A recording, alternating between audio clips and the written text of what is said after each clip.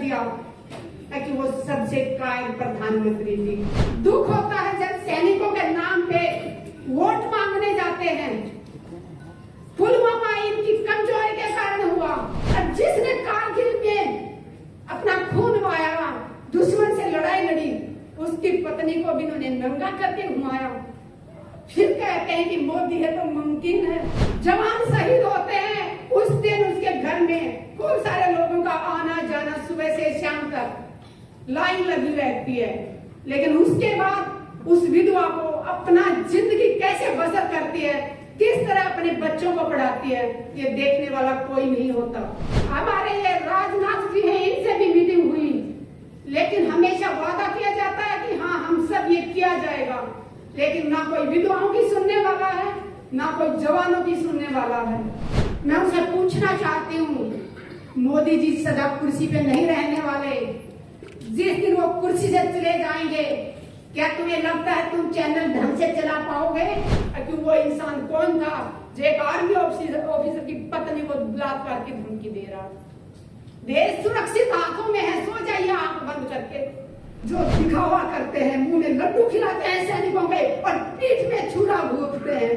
अगर ये सच्चा होते तो आज तक पुलवामा के ऊपर कमेटी क्यों नहीं बनाई?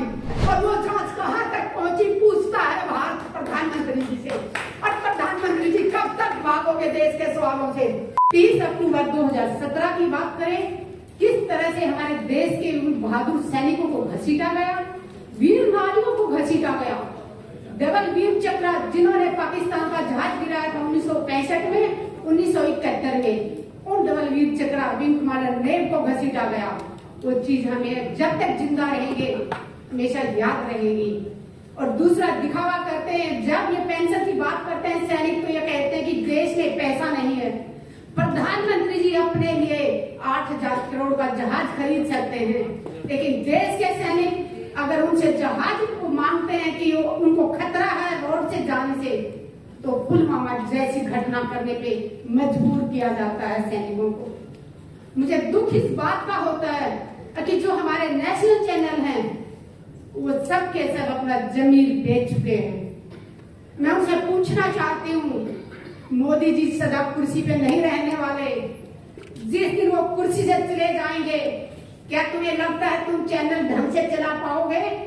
आज जनता भूखी मर रही है, बेरोजगारी इतनी चरम पे है, भूखमरी इतनी चरम पे है, महिलाओं को नंगा करके घुमाया जा रहा है, और हमारे चैनल में बैठे लोग अपना जमीर बेच के मुंह बंद करके बैठे हुए हैं। जब इस देश का इलेक्शन हुआ था 2014 में, हम बहुत खुश हुए थे कि हमारे देश को एक बहुत अच्छा प्रधानमंत्री मिलने जा रहा है। हमारे साथ उस टाइम भी बहुत बड़ा धोखा किया। हम चेहरा देख रहे थे मोदी जी का कि देश को ये चलाएंगे, इनकी अच्छी बातें सुन के हम बहुत खुश हुए थे कि हमारे देश का बहुत भला होने वाला। लेकिन पूरे देश के साथ इतना बड़ा धोखा होगा ये हमने नहीं सोचा था। चेहरा प्रधानमंत्री मोदी जी का दिखाया गया और देश को चलाया है अडानी अंबानी, जिनको हम जानते भी नहीं थे। चेहरे से जो गांव की औरतें हैं वो तो जानती भी नहीं थी, लेकिन आज प्रधानमंत्री जी ने ये साबित कर दिया कि वो सबसे कायर प्रधानमंत्री जी। दुख होता है जब सैनिकों के नाम पे वोट मांगने जाते हैं। पुलवामा इनकी कमजोरी के कारण हुआ। इंटेलिजेंस का कान और आंखें बंद करके सोया हुआ था। अगर वो ईमानदारी से अपना काम नहीं कर रहा था तो सरकार क्या कर रही थी? और अगर इंटेलिजेंस ने अपनी रिपोर्ट दी थी तो वो किसको दी थी? और उसके बाद सरकार में बैठे लोगों ने संज्ञान क्यों नहीं लिया उस पर? क्यों नहीं? जब उनको पता चल गया था कि इस रास्ते से जाने से विस्फोट हो सकता है, तो जिसने भी एयरलिफ्ट से जाने से मना किया, परमिशन देने से मना किया, उसका नाम देश के सामने आना चाहिए। देश की जनता जाग चुकी है। बहुत देर तक इन्होंने धर्म के नाम पे लड़ा दिया, जाति के नाम पे लड़ा दिया, बट अब देश जाग चुका है। देश के समझ में आ गया है, अगर आप भी नहीं बोले तो हम बोलने लायक ही नहीं रहेंगे। ऐसी हालत करने की तैयारी कर रखी है देश की सरकार ने कि हम सिर्फ 2 टाइम की रोटी मांगने के लिए हाथ फैलाएं। ताकि हम अपने हकों की आवाज न उठा सकेंगे। जवान शहीद होते हैं उस दिन उसके घर में खूब सारे लोगों का आना जाना, सुबह से शाम तक लाइन लगी रहती है, लेकिन उसके बाद उस विधवा को अपना जिंदगी कैसे बसर करती है, किस तरह अपने बच्चों को पढ़ाती है, ये देखने वाला कोई नहीं होता। उस बहन को, विधवा को अपनी पेंशन लागू करवाने के लिए सरकारी दफ्तरों के एक साल तक चक्कर काटने पड़ते हैं। हम बहुत बार रक्षा मंत्रियों से मिले हैं, मनोहर पारिकर जी थे तब भी मीटिंग होती थी, सीतारमण जी थे उनसे भी मीटिंग हुई, हमारे ये राजनाथ जी हैं इनसे भी मीटिंग हुई, लेकिन हमेशा वादा किया जाता है कि हाँ हम सब ये किया जाएगा, लेकिन ना कोई विधवाओं की सुनने वाला है, ना कोई जवानों की सुनने वाला है। और जवान विधवा की बात मैं इसलिए कर रही हूँ, मैंने उन वीर नारियों को बहुत नजदीक से देखा है, मैंने उन वीर नारियों की बहुत तकलीफ देखी थी। तभी मैं जंतर मंतर पे माँ बाप की कसम खा के धरने पे बैठी थी जन सतवीर के साथ। आप में से शायद कुछ लोग जानते भी होंगे, मैं 1 मिनट लेके अपना बताना चाहूंगी। मैंने 810 दिन रिले हंगर स्ट्राइक किया था, एक टाइम खाना खाती थी 24 घंटे में, सुबह से शाम तक सिर्फ प्लेन पानी पीती थी, और उसके बाद 11 दिन तक मैंने आमरण अनशन किया था। और वहां पे बैठी थी तो माँ बाप की कसम खा के बैठी थी, किसान की बेटी हूँ और एक सैनिक की पत्नी हूँ, तो पीछे हटने वाली नहीं थी। आईसीयू में पहुंच गई थी, 4 दिन तक मैं आर हॉस्पिटल में रही और मुझे बलात्कार की धमकी दी गई। और जब मैं FIR दर्ज कराने जाती हूँ, उस थाने की महिला SHO कहती है कितने चक्कर काटोगी, छोड़ो, ऐसे तो धमकियां मिलती रहती है। मैंने कहा जितने भी चक्कर काटने पड़े, जिसने मुझे बलात्कार की धमकी दी मैं उसको जेल भेज के रहूंगी।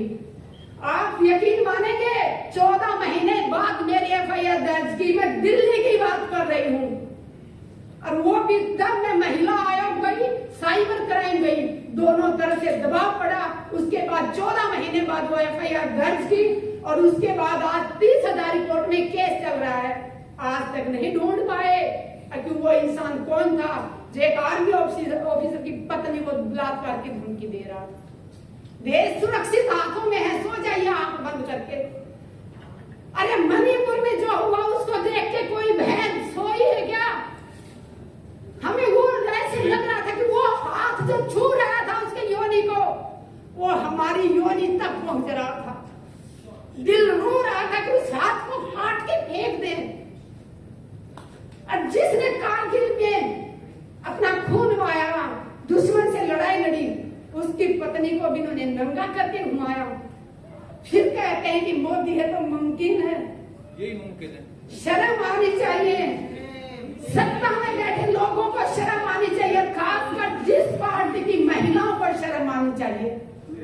अरे वो इतनी गुलाम है कि इस पार्टी की एक महिला होने के नाते उन्होंने एक शब्द नहीं बोला, चाहे वो पहलवानों को घसीटा गया हो, चाहे किसानों के ऊपर, जिंदा किसानों के ऊपर गाड़ियां चढ़ा दी गई हो। तकलीफ होती है, बहुत तकलीफ होती है, लेकिन ये ज्यादा दिन तक चलने वाला नहीं है, पाप का घड़ाई का भरने वाला है। आप सबसे एक अपील करती हूँ, जाति में ना बटे, धर्म में ना बटे। सबसे बड़ा धर्म है इंसानियत, इंसान बन के जियो, इंसानियत सबसे बड़ा धर्म है। देश के सैनिकों के लिए एक ही बात कहूंगी, मुझे भारतीय सैनिकों के ऊपर गर्व है, और मैं गर्व करती हूँ कि मैं एक भारतीय सैनिक की पत्नी हूँ और एक किसान की बेटी हूँ। अत्याचार नाश हो, जितना अत्याचार होगा उतना ज्यादा दबाया जाएगा। पुलवामा में जो भाई शहीद हुए, उनकी पत्नियों की मैं तकलीफें बताऊंगा आप लोगों को। वो शहीद हो जाता है, विधवा हो जाती है, एक ठीक है, अलग बात है, वो देश के लिए बड़ी गर्व करती है, मेरे आदमी ने शहीदी दी, गर्व महसूस करती है, लेकिन उस विधवा को कितनी तकलीफों से गुजरना पड़ता है। हमारा समाज उस विधवा को अशुभ मानता है। जब ब्याह शादी होती है तो उस विधवा को सभी प्रोग्रामों से दूर रखा जाता है। कहा जाता है ये तेल नहीं चढ़ाएगी, ये हल्दी नहीं चढ़ाएगी, ये तो विधवा। मैं देश की मातृ शक्ति से अपील करती हूँ, विधवाओं का ऐसे तिरस्कार ना करो। उन्होंने अपने सुहाग को देश के लिए दिया है। अरे वो अशुभ कैसे हो सकती है? उसने अपना सिंदूर कुर्बान कर और उसको कहा जाता है कि तू तेल नहीं चढ़ाएगी, तू किसी को टीका नहीं कर सकती, तू पूजा में नहीं बैठ सकती, कि तू अशुभ है। अशुभ तो ये लोग हैं जो दिखावा करते हैं, मुंह में लड्डू खिलाते हैं सैनिकों के और पीठ में छुरा घूमते हैं। अगर ये सच्चे होते तो आज तक पुलवामा के ऊपर कमेटी क्यों नहीं बनाई? अगर बनाई है तो उसमें कौन कौन सदस्य हैं और वो जांच कहां तक पहुंची? पूछता है भारत प्रधानमंत्री जी से। और प्रधानमंत्री जी कब तक भागोगे देश के सवालों से? इनके सांसद जब भी कोई सवाल करता है, चाहे पीटी उषा मैम से मैंने सवाल किया था जंतर मंतर पे तो वो भाग गई थी, मीनाक्षी लेखी से बात की तो वो भाग गई थी, जिससे भी सवाल करते हैं वो भाग रहे हैं। आज देश का बच्चा जाग चुका है, प्रधानमंत्री जी से सवाल पूछेगा और आज नहीं तो कल प्रधानमंत्री जी को देना होगा, जवाब देना होगा। जय जवान जय किसान।